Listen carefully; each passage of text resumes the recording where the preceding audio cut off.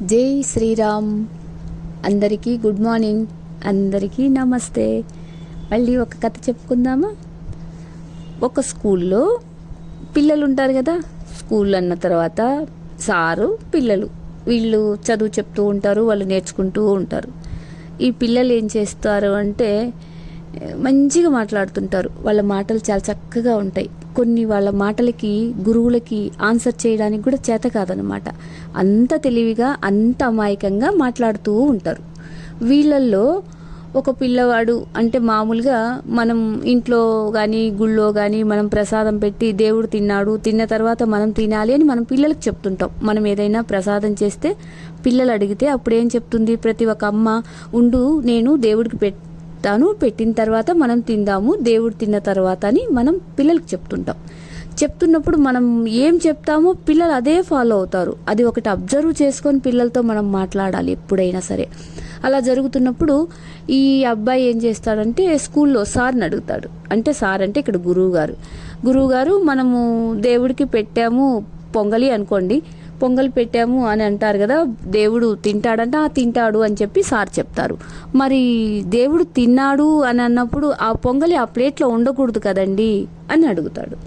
అప్పుడు అతనికి సార్ ఎలా చెప్పాలి? గురువు గారు ఆన్సర్ చేయాలి.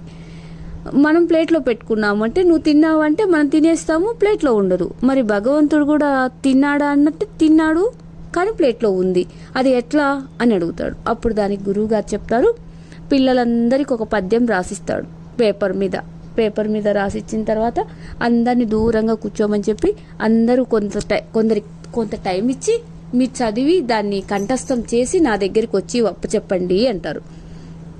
అలాగే పిల్లలందరూ కొందరు చదువుకుంటూ ఉంటారు, కొందరు ఇంకా నేర్చుకుంటూ ఉంటారు. కొన్ని నెంబర్ ఆఫ్ టైం నేర్చుకున్నా కొందరికి రాదు. అలా జరుగుతున్నప్పుడు ఈ అబ్బాయిని కూడా సార్ అడుగుతాడు, ఏం నీకు ఆ పద్యం వచ్చిందా అంటే సరిగా తలకాయ ఊపకుండా ఉంటాడు. అప్పుడు ఏం చేస్తాడంటే ఇంకా కొద్దిసేపు నేర్చుకొని రా అంటాడు.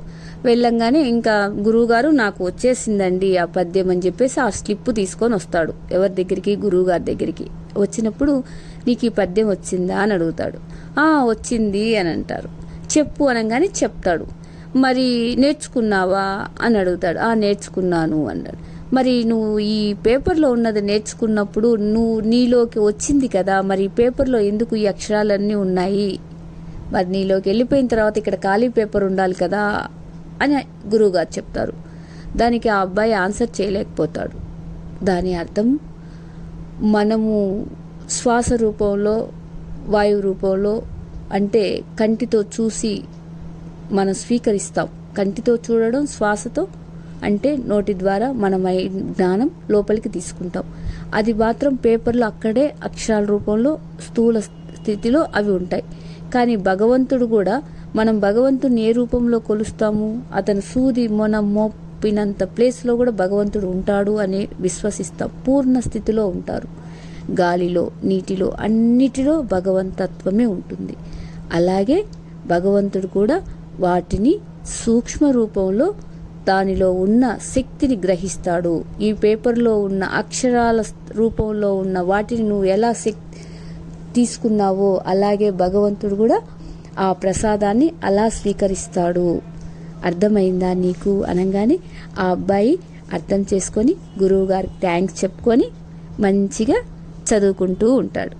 అలాగే సృష్టిలో ఉన్నవన్నీ కూడా కంటి ద్వారా, శ్వాస ద్వారా జ్ఞానంతో స్వీకరించాలి. Thank you Sairam.